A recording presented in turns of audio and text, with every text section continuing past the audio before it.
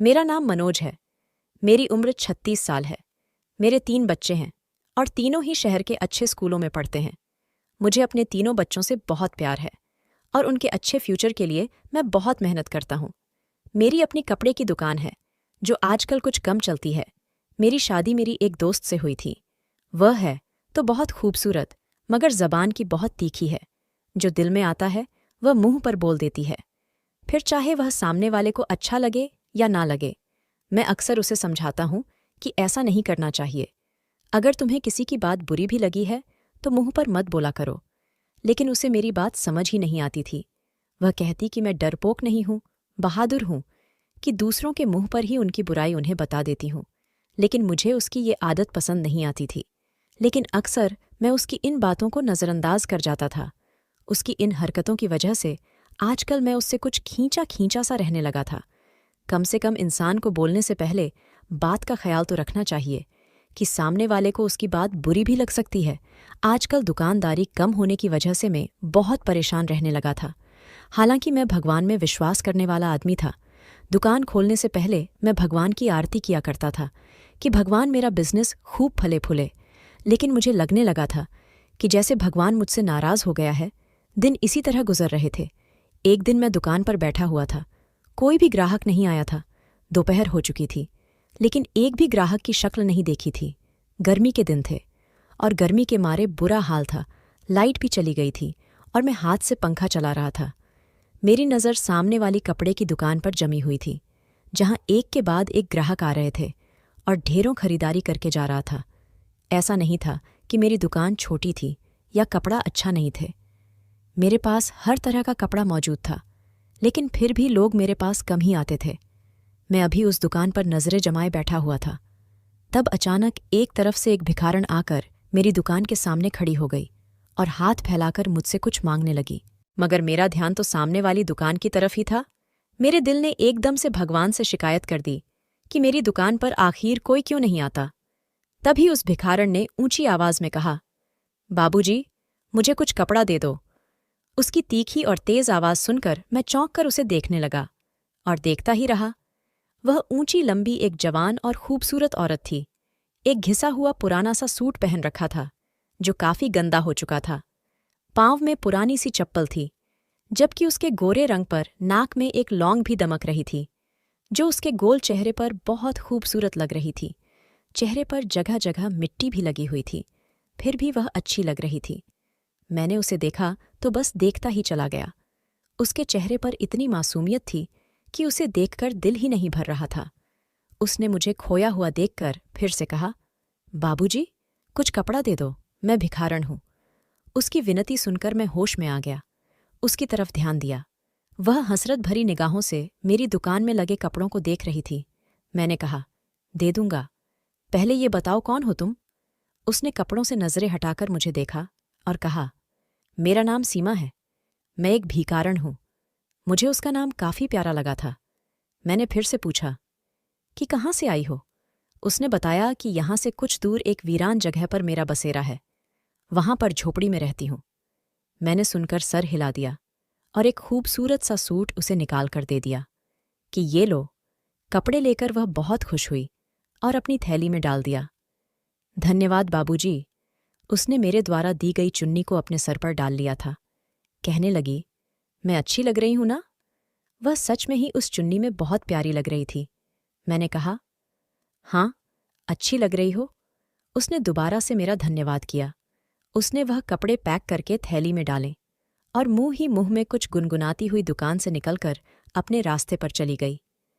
मैं अभी तक उसकी गुनगुनाहट और चेहरे पर छाई खुशी में खोया हुआ था।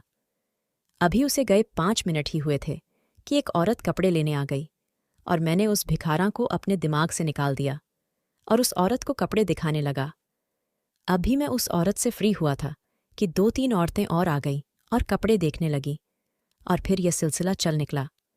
अभी पहला गाहक जाता नहीं कि दूसरा भी आ जाता और फिर सारा दिन यही हाल रहा। मेरी दुकान पर ग्राहक बढ़ते ही जा रहे थे। एक एक ग्राहक कम से कम 10 सूट खरीदता। अब मेरे पास इतना समय भी नहीं बचा था कि मैं बैठकर देखता कि सामने वाली दुकान पर कितने ग्राहक आते हैं और कितने गए। सारा दिन मेरे पास ग्राहकों की लाइन लगी रही।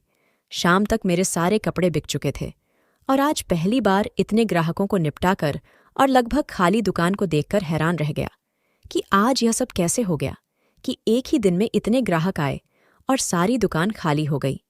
मैंने सारे पैसों को इकट्ठा किया और उन पैसों से ढेर सारे कपड़े खरीदकर अपनी दुकान फिर से भर ली। बाकी बचे हुए पैसों को घर लेकर आया और अपनी पत्नी को जाकर यह सब बताया, जिस पर वह भी बहुत खुश हुई और भगवान का धन्यवाद किया। अगले दिन रूटीन के मुताबिक मैं फिर से दुकान पर पहुंचा और ग्राहकों का इंतजार करने लगा। लेकिन उस दिन फिर से वह भिखारी सबसे पहले मेरी दुकान पर आ खड़ी हुई। लेकिन मैं यह देखकर हैरान हो गया कि उसने कल वाला ही वही गंदा सा सूट पहन रखा था। हालांकि कल मैंने उसे एक नया सूट दिया था, फिर भी वह वही गंदा पुराना सूट पहनकर आ गई थी। लेकिन वह मुझे अच्छी लगने लगी थी और उसको देखते ही मुझे अपना दिल हल्का सा महसूस होता था। उसने कल की तरह आज फिर कहाँ बाबू मुझे कपड़े दे दो।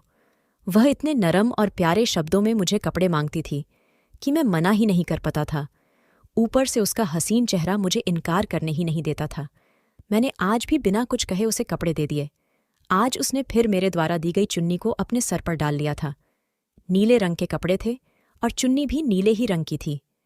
यह उसके गोरे रंग पर बहुत ही खील रहा था। उसने फिर पूछा, साहब, अच्छी लग रही हूं ना? मैंने कहा, हाँ, बहुत अच्छी लग रही हो। मेरी बात सुनते ही वह झट से कपड़े उठती हुई दुकान से बाहर निकल गई और मैं देर तक उसे जाता देखता रहा। उसके जाने के बाद आज फिर से मेरी दुकान पर ग्राहकों की भीड़ लग गई थी। मैं दिन भर उनमें बिजी रहा। एक के बाद एक ग्राहक आता ही गया। मैं थक गया था। तभी दोपहर के खाने का समय हो गया, मगर अभी भीड़ थी कि कम होने का नाम नहीं ले रही थी। मैंने सोचा कि अकेले तो मैं संभाल नहीं पाऊंगा, तो कोई लड़का काम पर रख लेता हूं। उस दिन भी मेरी सोच से कहीं ज्यादा आमदनी हो गई थी। मैं बहुत खुश था। उसी शाम मैंने एक लड़के को अपनी दुकान पर काम करने के लिए रख लिया। मैंने उसे बोला कि मैं महीने की तुम्हें सैलरी भी दूंगा। वह राजी हो गया। इस तरह वह लड़का मेरी दुकान पर काम करने लगा। जिंदगी रूटीन के मुताबिक गुजरती रही और मेरी दुकान दिन ब दिन तरक्की करती गई। लेकिन इस बीच वह भिखारन भी रोज आती है और मुझे फ्री में कपड़े लेकर चली जाती। लेकिन मैंने कभी उसे नए सूट पहने हुए नहीं देखा था जो मैंने उसे दिए थे। उनमें से उसने एक भी सूट नहीं पहना था, बल्कि हमेशा वही अपना गंदा पुराना सूट पहनकर ही आती थी। एक दिन मैंने उससे पूछा भी कि क्यों कपड़े नहीं पहनती जो मैं तुम्हें देता हूं। वह हंसकर टाल देती और फिर मुझसे नए कपड़े लेकर चली गई। मैं भी उसकी खूबसूरती से बहुत इम्प्रेस था। उसे इनकार ही नहीं कर पाता था। इस बात का मैंने अपने घर पर कोई जिक्र नहीं किया था और ना ही अपनी पत्नी को उस भिखारन की बात बताई थी। मुझे पता था कि यह बात सुनते ही मेरी पत्नी मुझे लेक्चर देने लग जाती कि उसे फ्री में कपड़े क्यों देते हो, और फिर मुझसे कहती कि आगे से कपड़े मत देना। वह भिखारीन रोज पुराने कपड़ों में आती है और मुझसे नया सूट लेकर चली जाती। लेकिन उसके जाते ही मेरी दुकान पर ग्राहकों की भीड़ लग जाती। सर खुजाने की भी फुर्सत नहीं मिलती थी। मेरी दुकान ने इस समय बहुत ही तेजी से तरक्की की थी। अब मेरे घर में पैसे की रेल पेल होने लगी थी। मुझे बहुत हैरत होती कि उस भिखारन के आने से ही मेरी दुकान पर ग्राहकों की भीड़ क्यों लग जाती थी। पहले तो कभी ऐसा नहीं हुआ था कि मेरी दुकान पर इतने ग्राहक आते हो, बल्कि मैं तो हर समय खाली बैठा रहता था और सामने वाली दुकान को देखता रहता था, जहां हर समय भीड़ लगी रहती थी। मैं इसी लालच में उस भिखारन को रोज नए कपड़े दे देता था, लेकिन अब मुझे उस पर शक होने लगा था। कुछ सोचकर मैंने इस मामले के बारे में पता लगाने की सोची कि आखिर पता तो करूं कि सबके पीछे कारण क्या है। और फिर एक दिन जब वह मेरी दुकान पर आई और बोली, बाबू, मुझे नए कपड़े दे दो, मैंने उसे एक नया सूट निकालकर उसकी तरफ बढ़ा दिया। लेकिन जैसे ही उसने सूट लेने के लिए हाथ बढ़ाया, मैंने उसका हाथ पकड़ लिया। मैंने उससे कहा कि पहले मुझे यह बताओ कि तुम कौन हो और इन कपड़ों का क्या करती हो, उसके बाद ही मैं तुम्हें कपड़े दूंगा। मेरी बात सुनकर वह परेशान हो गई और बोली कि मैं पहनती हूं। मैंने थोड़ा गुस्सा होकर कहा कि मैंने तो तुम्हें कभी नए कपड़े पहने नहीं देखा, बल्कि तुम तो हमेशा इन्हीं गंदे और फटे पुराने कपड़ों में रहती हो। वह कहने लगी, बाबू, मैं अपनी शादी के लिए उन कपड़ों को इकट्ठा कर रही हूं। उसकी यह बात सुनकर मुझे लगा शायद वह सच कह रही है। तभी खामोशी से कपड़े उसकी तरफ बढ़ा दिए। वह कपड़े लेकर बाहर चली गई। लेकिन मैंने भी उसकी सच्चाई जानने के बारे में ठान लिया था। मैंने अपने दुकान पर काम करने वाले लड़के को दुकान पर बिठाया और फिर मैंने अपनी जीन्स और शर्ट उतारकर अपनी ही दुकान से एक नया कुर्ता पजामा निकालकर पहना और चेहरे पर मास्क पहन लिया। मेरे साथ काम करने वाला लड़का मुझे इस तरह होलिया बदलते देख देख कर चौंक गया और पूछने लगा कि मैं यह सब क्यों कर रहा हूं, मगर मैंने उसके सवाल का कोई जवाब नहीं दिया और उसे दुकान का ख्याल रखने का कहकर दुकान से बाहर निकल आया। मैंने दाएं तरफ देख तो वह मुझे दूर जाती नजर आई थी। मैं तेजी से अपने कदम उसके पीछे बढ़ाया। रास्ते में एक जगह रुककर लोगों से पैसे मांगती थी, किसी से खाने की चीज मांगती और किसी से जरूरत की कुछ और चीज, और फिर अपना थैला भरती। वह आगे बढ़ जाती। मैं लगातार छुपकर उसका पीछा कर रहा था ताकि सब कुछ मालूम कर सकूं। अभी तक उसको मुझ पर कोई शक नहीं हुआ था क्योंकि मैंने खुद का हुलिया बदल लिया था। मैं अभी कुछ ही दूर था उससे जब उसको एक बच्चे के पास जाते देखा। उसने अपना थैला रखकर बच्चों से थोड़ी बातें की और फिर उसके बाल सहलाती एक बार फिर आगे बढ़ गई। वह पैदल ही जा रही थी तो मुझे भी पैदल ही उसके पीछे जाना पड़ रहा था। आधा घंटा लगातार पैदल चलने के बाद वह एक वीरान सी जगह पर आ गई थी जहां ज्यादा आबादी नहीं थी, बल्कि आबादी न होने के बराबर थी। यहाँ कुछ झोपड़ियां बनी हुई थीं और वह भिखारण उन्हें झोपड़ियां की तरफ जा रही थी। जितनी भी झोपड़ियां बनी हुई थीं एक दूसरे से काफी फासले पर बनी हुई थीं और सब झोपड़ी के आगे पर्दा लगा हुआ था, जिसकी वजह से झोपड़ी के अंदर देख पाना मुश्किल था। मैं उसका पीछा करता रहा और तब तक वह एक झोपड़ी के करीब पहुंच गई थी और उसने पर्दा हटाया, लेकिन यह देखकर मेरी जान निकल गई कि झोपड़ी के अंदर छोटे छोटे बच्चे बैठे हुए थे जो रो रहे थे। उनके साथ एक कम उम्र लड़की भी थी। उन बच्चों को चुप करवाने की कोशिश कर रही थी। उस झोपड़ी में इतने बच्चों को देखकर मैं शक में पड़ गया था कि इतने बच्चे उसके नहीं हो सकते, क्योंकि वह तो शादीशुदा भी नहीं लगती थी। तो इसका क्या मतलब था?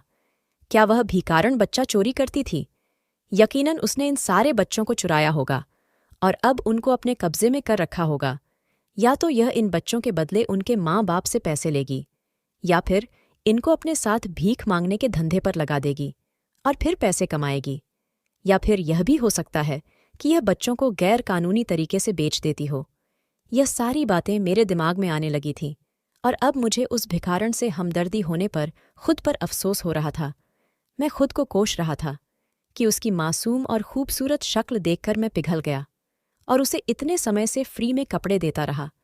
मैं एक पेड़ के पीछे छिपा खुद को कोस रहा था, जबकि मेरी नज़रें सामने भिखारण पर ही टिकी हुई थीं, जो उस कम उम्र लड़की से कुछ कह रही थी।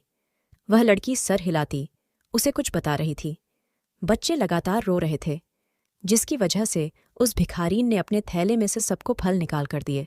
सारे बच्चे लगभग 3 से लेकर 10 साल तक के थे। मैं अभी उसी को देख रहा था जब साथ वाली झोपड़ी का पर्दा हटा और वहां से एक बूढ़ी औरत बाहर आई।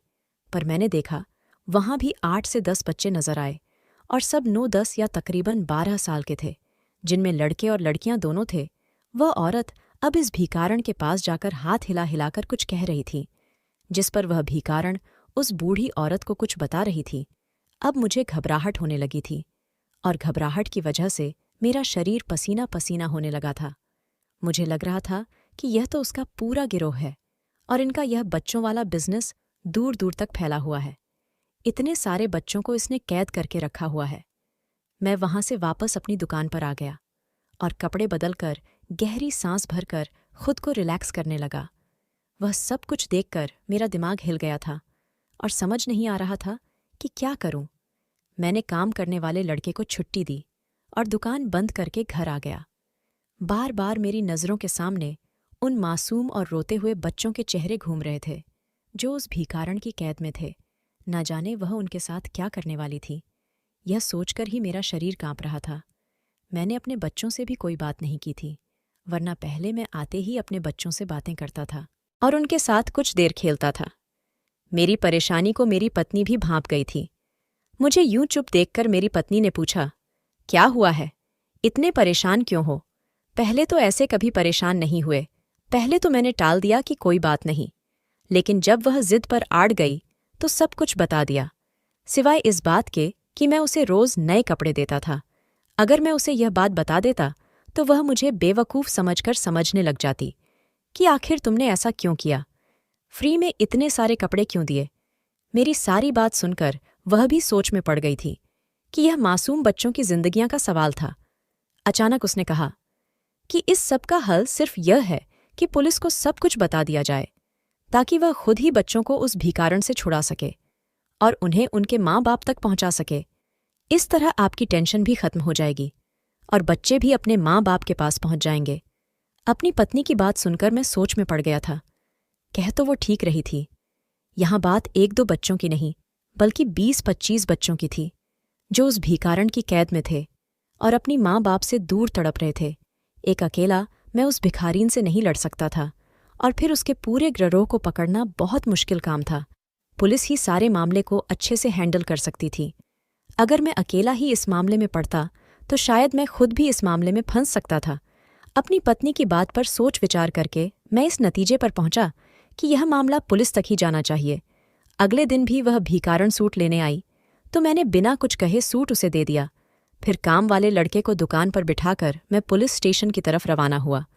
पुलिस स्टेशन पहुंचकर मुझे आधा घंटा इंतजार करना पड़ा और फिर इंस्पेक्टर के फ्री होने पर मैंने उसके पास जा पहुंचा। इंस्पेक्टर के पूछने पर मैंने सब कुछ बता दिया, जिसे सुनकर इंस्पेक्टर ने कहा कि वह खुद इस मामले को हैंडल करेगा। पुलिस वाले ने कहा कि तुम हमें बस उस जगह की लोकेशन बता दो या फिर हमारे साथ चलो। मैंने इंस्पेक्टर को उस जगह के बारे में बताया और कहा, मैं आपके साथ ही जाऊंगा ताकि सब कुछ अपनी आंखों से देख सकूं। मैं इंस्पेक्टर से कुछ देर और बात की और फिर वहां से निकल आया। रूटीन के मुताबिक काम निपटाए शाम को इंस्पेक्टर का फोन आ गया कि वह इसी समय वहां रेड करने जा रहे हैं, ताकि जल्द से जल्द बच्चों को छुड़वाया जा सके और उनके माँ बाप तक पहुंचा जा सके। कहीं ऐसा ना हो कि उन्हें देर हो जाए और वह भिखारण बच्चों को आगे कहीं पहुंचा दे। मैं उसी समय पुलिस थाने की तरफ रवाना हुआ और इंस्पेक्टर से जाकर मिला। इंस्पेक्टर पूरी तैयारी में था। 15 पुलिस वालों की टीम तैयार थी और फिर मेरे आते ही सब उसे वीराने की तरफ रवाना हुए। रास्ते में वह मुझे मेरे बारे में भी पूछ रहा था कि मैं कौन हूं, क्या करता हूं, तो मैं भी बिना कुछ छुपाए उसे अपने बारे में सब कुछ बता दिया। और फिर छुपाने वाली तो कोई बात नहीं थी। इस बीच वह मुझे जुर्म करने वाले लोगों के बारे में भी बताता रहा कि कैसे लोग एक दूसरे के दुश्मन बनकर एक दूसरे को नुकसान पहुंचा रहे हैं। अपने अपने फायदे के लिए दूसरों को मारना, लूटने, उन्हें नुकसान पहुंचाना बहुत आम हो गया है। वह कहते हैं ना कि अपना काम बनता और भाड़ में जाए जनता। मैं पुलिस इंस्पेक्टर की बातों से सहमत था। बातों बातों में हम उस वीराने के पास पहुंच चुके थे। इंस्पेक्टर ने गाड़ियों को कुछ दूर ही रुकवा लिया था और अपने पुलिसकर्मियों को कहाँ की झोपड़ियां को चारों तरफ से घेरने को बोल दिया। सारे पुलिसकर्मियों ने झोपड़ियां को चारों तरफ से घेर लिया। मैं गाड़ी के अंदर ही बैठा था, क्योंकि पुलिस इंस्पेक्टर ने मुझे बाहर आने से मना कर दिया था कि बाहर आने में तुम्हें खतरा हो सकता है। ऐसा ना हो कि गिरोह के लोग हमला कर दें, ऐसे में तुम्हारी जान को खतरा हो सकता है। मैं भी गाड़ी के अंदर बैठा ही इन लोगों की कार्यवाही देख रहा था। झोपड़ियां को घेर लिया गया था और वह इंस्पेक्टर अब उस भिखारीन को बाहर आने के लिए कह रहा था। इंस्पेक्टर की आवाज़ सुनकर वह भिखारण, वह बूढ़ी औरत और वह कम उम्र लड़की बाहर आ गए थे। इंस्पेक्टर ने कहा कि फौरन अपने आप को हमारे हवाले कर दो। वह तीनों कुछ परेशान सी लग रही थी। मैं दूर बैठा उनके चेहरे के हाव भाव को देख सकता था। भिखारण हाथ जोड़कर इंस्पेक्टर से कुछ कह रही थी, लेकिन इंस्पेक्टर ना में सिर हिला रहा था। थोड़ी देर में झोपड़ी से बच्चे भी बाहर आ गए थे और यह सब कुछ देख रहे थे और रो रहे थे। इंस्पेक्टर ने अपने पुलिसकर्मियों को समझाया कि वह इन तीनों को गिरफ्तार कर ले। वह तीनों रोती हुई हाथ जोड़ रही थी, लेकिन इंस्पेक्टर नजरअंदाज करते हुए हथकड़ियां डालकर उन तीनों को वैन में डाल चुका था। कुछ देर बाद झोपड़ियां की तलाशी ली गई, मगर कुछ भी खास नहीं मिला। किसी तरफ से कोई हमला भी नहीं हुआ था। शायद उसके साथी ही कहीं छुपकर बैठे हुए थे या यहां मौजूद ही नहीं थे। सारे बच्चे रो रहे थे, लेकिन उनको जल्दी ही जीपों में सवार कर लिया गया और फिर वापस थाने की तरफ चल दिए। मैंने इंस्पेक्टर से बात करके विश्वास लिया कि वह बच्चों को उनके घर तक पहुंचा देगा। इस केस के लिए अलग से फाइल तैयार कर ली गई थी। उन तीनों भिखारिनों को जेल में बंद कर दिया गया था। मैं बहुत रिलैक्स होकर घर वापस आ गया था। मैंने एक बहुत ही अच्छा काम किया था, तो मैं अंदर से बहुत खुश था। घर आने के बाद मैंने सब कुछ अपनी पत्नी को बताया, जिसे सुनकर वह भी खुश हो गई थी कि चलो सब कुछ अच्छे से हो गया और किसी तरह का कोई नुकसान भी नहीं हुआ। मैंने भी सोचा कि चलो बेसहारा बच्चों को उनके माँ बाप मिल जाएंगे। अगले दिन मैं अपनी दुकान पर आ गया था। रूटीन के अनुसार वह भिखारीन आज नहीं आई थी, और आती भी कैसे, वह तो जेल में थी। मैं भी सुकून से बैठा ग्राहक के आने का इंतजार कर रहा था, लेकिन 12 बज गए थे और कोई भी ग्राहक नहीं आया था। मैं सामने वाली दुकान की तरफ देखने लगा, जहां आज मेरी दुकान से भी ज्यादा भीड़ लगी हुई थी। दोपहर से शाम हो गई, मगर सिर्फ एक ग्राहक आया और सिर्फ एक सूट लेकर चला गया था। मैं कुछ परेशान हुआ, क्योंकि एक बार भी फिर से वही सूरत हाल होने लगी थी जो उस भिखारण के आने से पहले होती थी। अगले 2 दिन ऐसे ही निकल गए थे, मगर दुकान पर कोई भी ग्राहक आता ही नहीं था। कमाई बिल्कुल ना के बराबर हो गई थी। मेरी दुकान पर काम करने वाला लड़का भी परेशान था कि अगर ऐसा ही रहा तो फिर तो मेरी नौकरी चली जाएगी। मैं भी परेशान था कि अगर ऐसा ही रहा तो मैं इस लड़के को काम पर नहीं रख पाऊंगा। भला मैं उसे सैलरी कहाँ से दूंगा? मैं सोच में पड़ गया था। भिखारीन आती थी। उस दिन तो मेरी दुकान से भीड़ कम ही नहीं होती थी। अब वह नहीं आ रही थी तो मेरा काम एकदम ठप हो गया था। मुझे ऐसा लगा जैसे मुझे उसकी बद्दुआ लग गई है। लेकिन वह मुझे बद्दुआ कैसे देती? उसे तो पता ही नहीं था कि उसका राज मैंने जाकर पुलिस को बताया है। मैं यहाँ बहुत परेशान रहने लगा था, क्योंकि दिन ब दिन मेरे दुकान पर जो लोग आते थे वह भी आना बंद हो गए थे। मैं सारा दिन बैठा दुकान पर मक्खियों मारा करता था और ग्राहकों का इंतजार करता रहता। मैं अपनी पत्नी को अपनी परेशानी बताई तो वह भी चिंता में पड़ गई थी, लेकिन इसका हल तो उसके पास भी नहीं था। हम ग्राहकों को जबरदस्ती तो अपनी दुकान पर नहीं ला सकते। एक दिन ऐसे ही मैं इंस्पेक्टर को फोन कर उसे भिखारण के बारे में पूछा तो उसने बताया कि वह अपना मुंह खोलने पर राजी नहीं। उसका यही कहना है कि वह सारे बच्चे उसके अपने हैं। उसके साथ उसकी एक बहन और बूढ़ी माँ है, और वह भी यही कहती हैं कि वह सभी बच्चे उनके अपने हैं। उन्होंने कहीं से भी चोरी नहीं किए हैं, ना ही वह बच्चों को मांगने पर मजबूर करते हैं, और ना ही वह बच्चों को बेचते हैं। उनका संबंध किसी भी गिरोह से नहीं है। अदालत ने उन तीनों के खिलाफ सबूत इकट्ठे करने के लिए कहा है, लेकिन उनके खिलाफ कोई भी सबूत नहीं मिला। ना ही उनकी झोपड़ियां से कुछ ऐसा मिला है जिससे यह साबित हो सके कि वह कोई इस तरह का काम करते हैं। इंस्पेक्टर के मुंह से यह सब सुनकर मैं हैरान रह गया। मैंने पूछा कि बच्चों का क्या हुआ? क्या उनके माता पिता नहीं मिले? वह तो गवाही दे सकते हैं कि वह उनके बच्चे हैं या नहीं। इंस्पेक्टर ने कहा कि इन बच्चों में से किसी के माता पिता का पता नहीं चल सका है।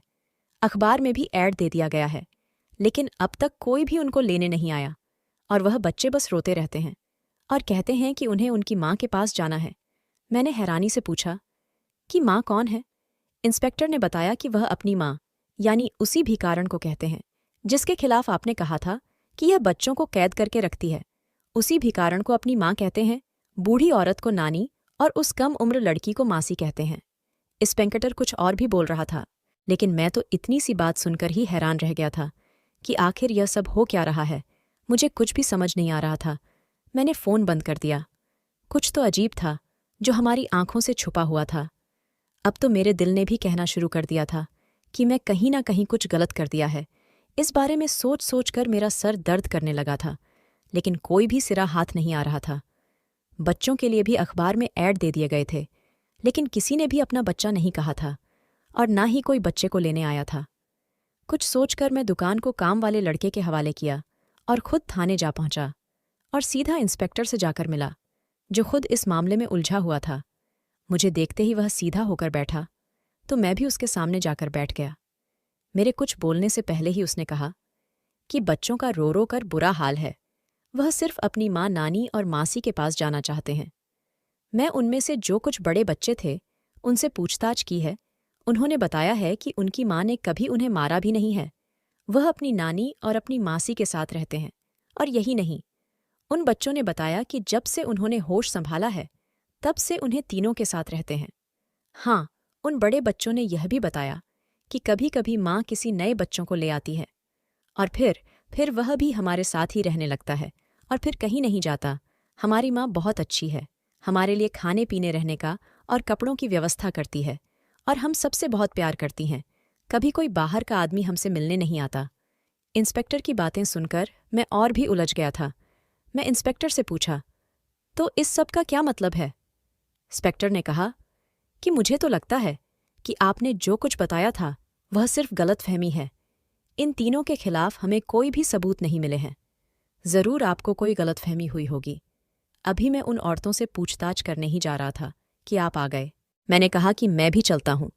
मैं इंस्पेक्टर के साथ उन तीनों औरतों के पास आ गया जो एक ही जगह पर बंद थे। उन तीनों की हालत पर मुझे बहुत दया आई।